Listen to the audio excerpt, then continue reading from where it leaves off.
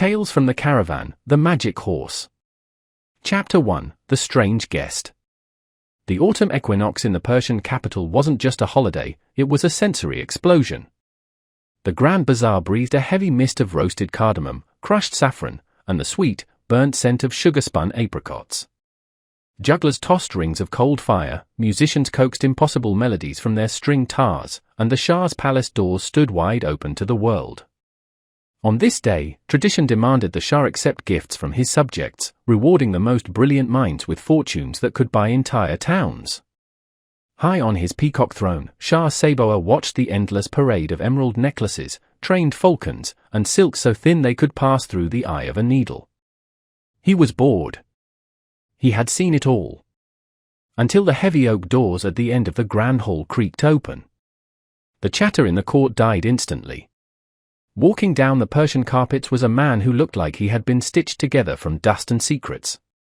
He was ancient, his spine bent like a bow, but his eyes burned with a sharp, terrifying intelligence. Behind him, covered in a heavy velvet top, 4 of the palace guards were straining to push something massive on a wooden cart. "Great Shah of Persia," the old man's voice rasped, cutting through the silence like a dull blade. "I bring you a gift that makes the stars in the night sky look like cheap glass." With a dramatic flourish, the old stranger yanked the velvet cloth away. The court gasped. There, standing proudly on the marble floor, was a life-sized stallion. But it wasn't made of flesh and bone. It was sculpted entirely from polished dark ebony wood, its musculature so perfectly carved it looked ready to breathe. Its mane was made of woven silver threads, and its eyes were 2 enormous, uncut rubies that caught the torchlight and seemed to glow with a life of their own. Shah Saboa leaned forward, his curiosity piqued, but his voice remained arrogant. "It is a beautiful toy, old man. A masterclass in carpentry. But I am a king, not a child. What can a wooden horse do besides gather dust in my treasury?" The stranger smiled, a slow, knowing grin that showed too many teeth. "A toy, your majesty? No. This is the apex of mechanics. This horse does not walk. It flies." A wave of laughter rippled through the courtiers. "A wooden horse flying?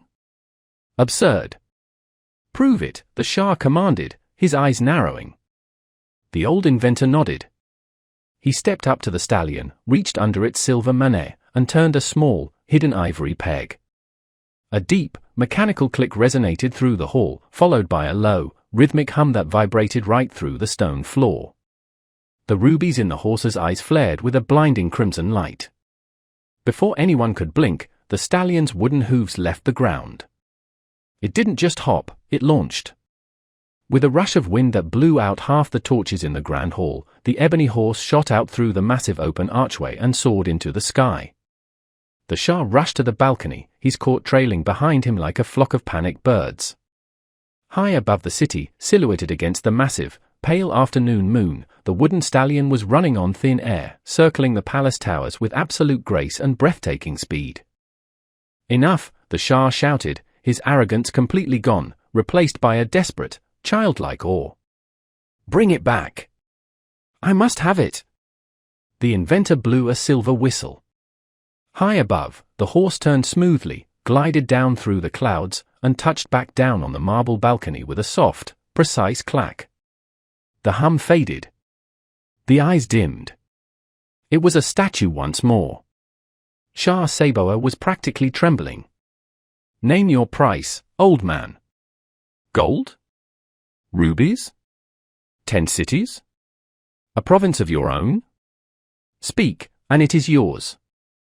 The old man bowed low, but his eyes never left the Shah's. "I have no need for gold, my king. And I am too old to rule cities. I want a bond of blood. I will give you the magic horse, but in return, I want the hand of your youngest daughter, Princess Shareeza, in marriage." A suffocating silence fell over the room. The court held its breath. The princess was the jewel of the empire, famous for her grace and beauty, and this dusty, ancient sorcerer wanted her for himself. Before the Shah could even process the demand, a voice like thunder shattered the tension. "Never!" Stepping out from the shadows of the throne was Prince Parviz, the Shah's eldest son. His hand was gripped tightly around the hilt of his golden scimitar, his eyes flashing with absolute rage. "My father is the ruler of the sunrise, not a merchant who trades his own blood to a crazy beggar for a piece of enchanted firewood." The old inventor didn't flinch. He just watched the young prince with a cold, mocking gaze. "The prince is brave," the old man purred. "But he understands swordplay, not science. He looks at a miracle and sees only wood." "I see a trick!" Parviz snapped. He marched past his father, straight toward the stallion. "You claim this beast is worth a kingdom? Let us see if it obeys a true warrior, or if it only works for an old thief." Before guards could stop him, Prince Parviz vaulted into the heavy leather saddle. He grabbed the silver reins, his knuckles white. He didn't know about the ivory peg, but his fingers scrambled under the mane until he felt a sharp brass lever. "Prince, wait! You don't know how to," the inventor yelled, his calm demeanor breaking into sudden panic. But it was too late. Prince Parviz yanked the lever backward. Boom! The magic horse didn't just fly, it exploded into motion. A shockwave of wind knocked the courtiers to their knees. With a deafening roar of gears, the ebony stallion shot straight up into the stratosphere like a fallen star returning to heaven. Within 3 seconds, the prince and the horse were nothing but a tiny black speck against the blue sky, disappearing completely into the blinding sun. Left on the balcony, the old inventor fell to his knees, his face pale with horror. "What have you done?" the Shah roared, grabbing the old man by his robes. "Bring him back. Order the beast to return." I cannot, Your Majesty," the stranger whispered, his voice trembling. "The brass lever is for maximum speed and altitude. He has engaged the thrusters. And I never told him how to find the brake." Chapter 2, The Edge of the World. The wind at 10,000 feet didn't just blow, it roared like a wounded dragon. Prince Parviz clung to the silver reins, his fingers completely numb and his knuckles white. The air up here was brutally cold, thin, and tasted like pure ice. Below him, the great city of Persia, with its massive stone walls, sprawling bazaars, and the glistening dome of his father's palace, had shrunk into a tiny, insignificant speck on a vast brown canvas. He was climbing too fast. The sky above was no longer a bright, welcoming blue, it was deep, bruised purple, fading into the terrifying, pitch-black ink of the cosmos. "Stop, you mechanical demon!" Parviz screamed, his voice instantly swallowed by the gale. He slammed his hand against the stallion's ebony neck. He pulled the silver reins until his arms shook, but the wooden beast didn't care. It wasn't a real horse, it felt no pain, no exhaustion, and no fear. The rhythmic, deep hum inside its chest only grew louder, vibrating through Parviz's boots and shaking his teeth. The ruby eyes blazed ahead, staring fixedly into the infinite horizon. Panic, cold and sharp, finally pierced through the prince's stubborn pride. The old inventor wasn't a fraud. This wasn't a magician's trick. It was a terrifying machine of godlike power, and Parviz had hijacked it without a single clue on how to bring it down. "Think," he told himself, forcing his breath to slow down despite the racing of his heart. The old man said the brass lever was for maximum speed. There must be a counterweight. A mirror mechanism. With his left hand gripping the saddle for dear life, Parviz leaned forward over the horse's mane, his face pressed against the cold, polished wood. The wind tore at his royal robes, ripping the silk trimmings away into the void. He began to search. His numb fingers scrambled over the intricate carvings, feeling every wooden scale and silver thread. Nothing. Just smooth, expensive craftsmanship. Then, the sun began to set. It was a terrifyingly beautiful sight. The curve of the earth became visible, glowing with a thin, fiery line of orange and gold, while darkness swallowed everything beneath him. Clouds rolled under the horse's hooves like a massive, endless ocean of white foam. If he fell now, he wouldn't just die, he would disappear forever. Suddenly, the horse shivered. The steady hum in its chest missed a beat, replaced by a harsh, metallic grinding sound. The ruby eyes flickered. It's running out of power, Parviz realized with a jolt of pure horror. Or the altitude is freezing the gears. If the machine died up here, they wouldn't glide. They would drop like a stone. In a wave of pure desperation, Parviz reached further down, wrapping his arm completely around the stallion's thick neck, reaching toward the right side, underneath the heavy silver manet. His fingers brushed against something hard and metallic. It wasn't a lever. It was a small, smooth ivory button, hidden completely out of sight. He didn't hesitate. He slammed his palm against it. Clack! The reaction was instantaneous. The heavy brass lever under the left manet snapped forward on its own with a loud crack. The deafening hum in the horse's chest stopped completely, replaced by a soft, whispering hiss. The stallion shifted its weight. Its nose tilted downward, away from the stars, and toward the dark, unknown world below. They were descending. But they weren't falling, the horse was catching the thermal winds, gliding through the night sky like a massive, silent eagle. Parviz let out a breath he felt like he'd been holding since noon. He was alive. The horse was controllable. But as he looked down through the gaps in the clouds, his relief vanished. He wasn't in Persia anymore. Far below, stretching across the midnight landscape, was a city he had only read about in ancient poetry books. It was a metropolis built entirely of white marble and glittering blue tiles, surrounded by lush, tropical jungles and winding rivers that shimmered under the moonlight. Massive, needle-thin towers reached for the sky, and in the very center sat a breathtaking palace that looked like it was carved from a single, giant pearl. The ebony stallion glided lower and lower, circling the highest tower of the Pearl Palace. Parviz guided the reins gently, realizing the horse now responded to the slightest tilt of his wrists. There, at the very top of the central tower, was a wide, open-air marble balcony filled with exotic flowers and glowing silk lanterns. It was a private garden, isolated from the rest of the bustling city below. "There," Parviz whispered, his voice hoarse. "Take us down there." The wooden horse tilted its wings, caught the final draft of the evening breeze, and landed with a perfectly silent, elegant touch upon the polished marble floor. Parviz unlocked his frozen legs from the saddle and practically collapsed onto the solid ground. He kissed the cold marble, laughing quietly in absolute disbelief. He had survived the sky. But as he stood up, brushing the dust from his ruined royal clothes, a soft gasp echoed from the shadows of the balcony. Parviz froze. He turned around slowly, his hand instinctively going to the hilt of his scimitar. Standing beside a fountain of rosewater, illuminated by the soft light of a silver lantern, was a woman. She wore robes of deep midnight blue, her dark hair cascading over her shoulders like a river of silk. Her eyes, wide with shock and wonder, reflected the stars he had just abandoned. He had landed in the private quarters of the Princess of the East. And his adventure was only just beginning. Chapter 3: The Princess and the Fugitive. Prince Parviz did not move. His hand remained frozen on the hilt of his scimitar, his eyes locked on the woman standing by the fountain.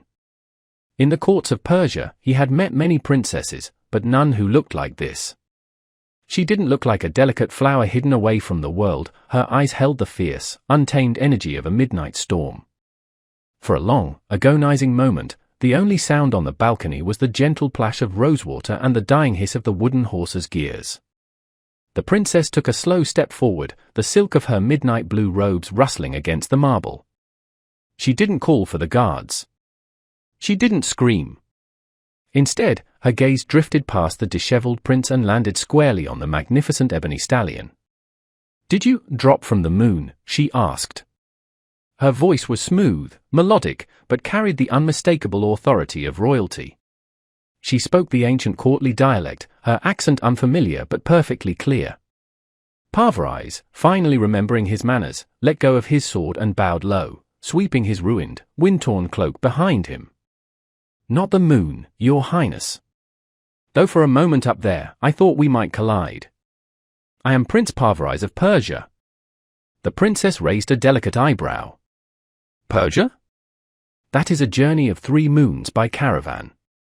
Yet you arrive on a wooden statue in the middle of the night, bleeding from the cold and crashing into my private gardens. She stepped closer, inspecting the horse's silver mane. I am Princess Shareeza. And you, Prince Parviz, are trespassing in the kingdom of Bengal. Shareeza, Parviz repeated, the name sounding like music on his tongue. A beautiful name for a keeper of such a beautiful prison.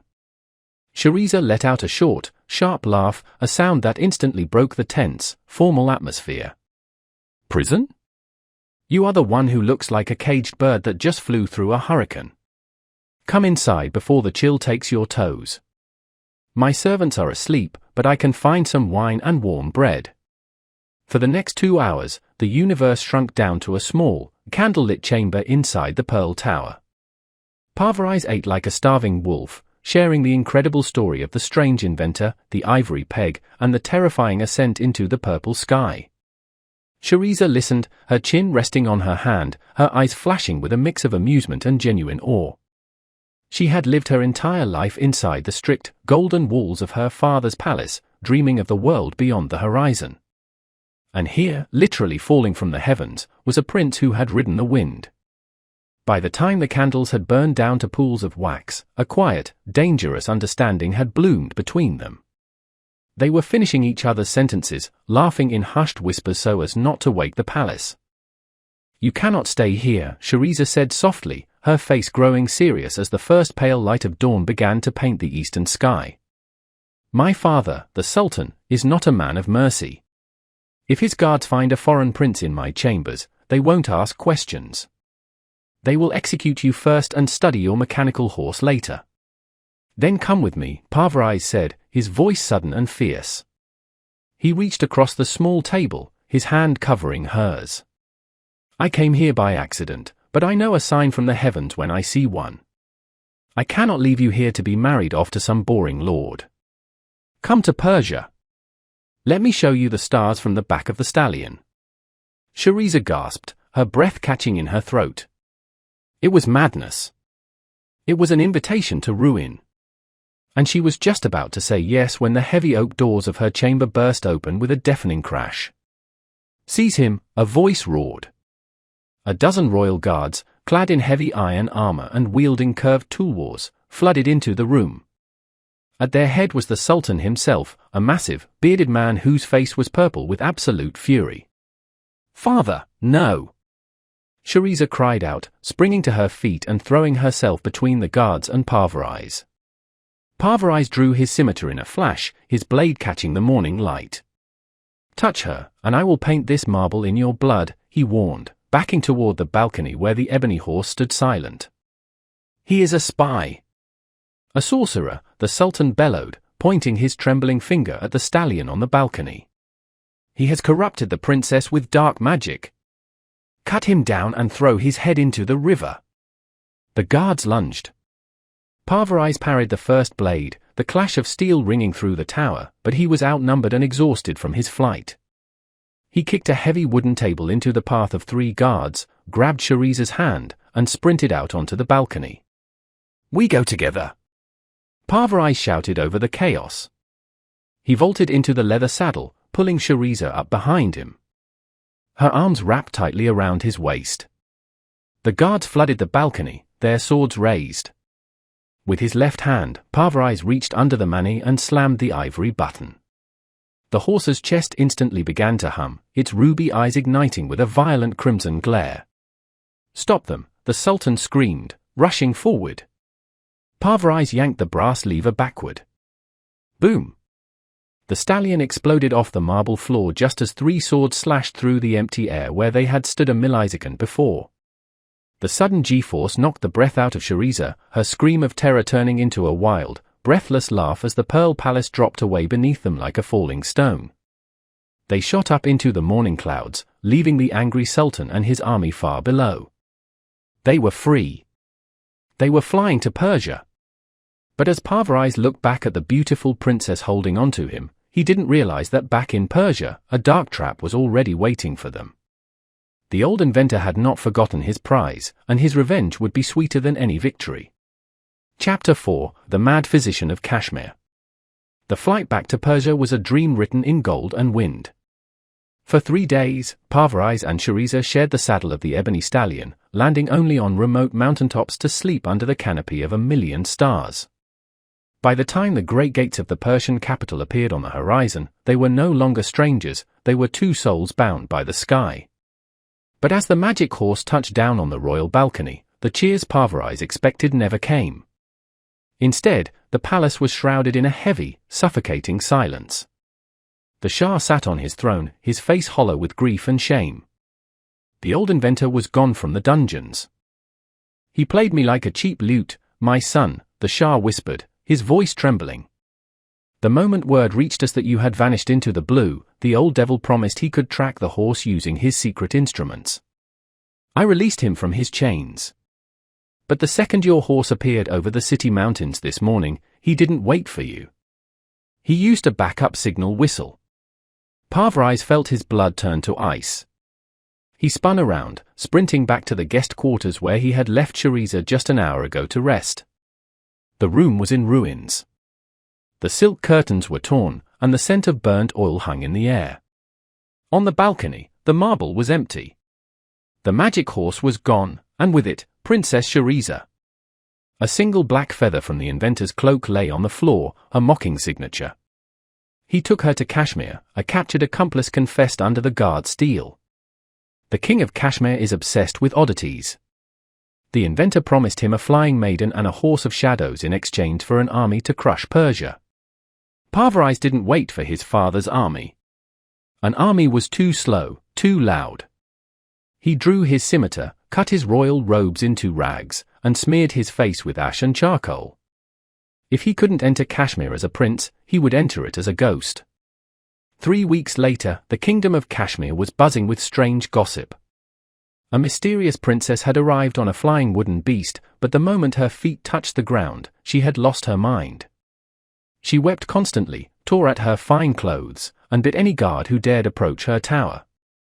The king of Kashmir, furious that his new prize was broken, had offered a mountain of gold to any doctor who could cure her. Dozens of scholars had tried, all had failed, chased away by her wild screams. Then, a new physician arrived at the city gates. He wore a tattered black cloak, his hair was wild and tangled, and he carried a leather bag filled with strange, rattling bones and dried roots. He called himself Hakim the Mad. "I do not heal the body, great king," Parviz said, his voice disguised as a low, gravelly rasp as he stood before the Kashmiri throne. "I heal the spirit. The girl is not sick, she is possessed by the heavy air of your valley.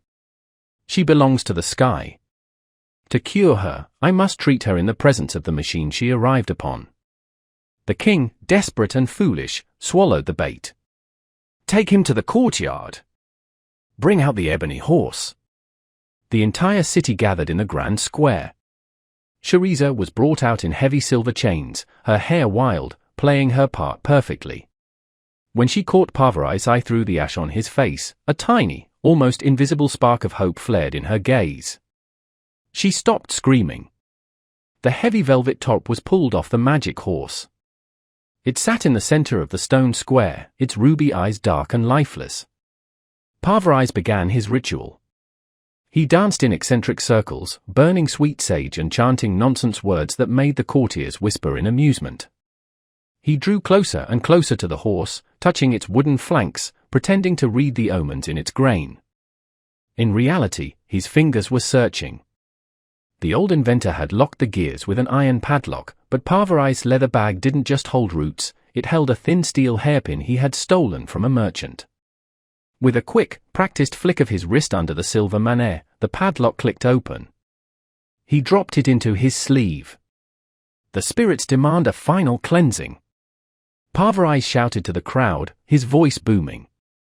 "The maiden must sit upon the beast to align her stars, and I must hold the reins to guide the madness out of her."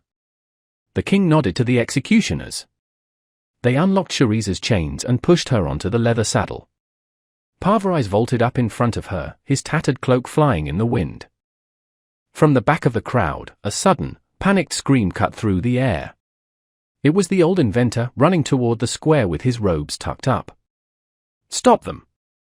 That is no physician. That is the Prince of Persia." Too late, old man," Parviz muttered. He reached under the mani and slammed his palm against the hidden ivory button. Clack! The deep, rhythmic hum returned, louder and more powerful than ever before. The ruby eyes flared into a violent, brilliant crimson that blinded the front row of guards. Shareeza wrapped her arms around Parviz's waist, burying her face in his shoulder. Parviz yanked the brass lever all the way back into the maximum notch. Boom! The shockwave shattered every glass window in the grand square. The magic horse shot straight into the clouds like a bolt of lightning, leaving the king of Kashmir, the furious inventor, and an entire army standing in the dust, staring up at the empty sky. The wind howled once more, but this time, it felt like a song of victory. They flew high above the mountains, past the clouds, straight toward the sunrise of a free Persia, where no walls, no kings, and no sorcerers could ever catch them again.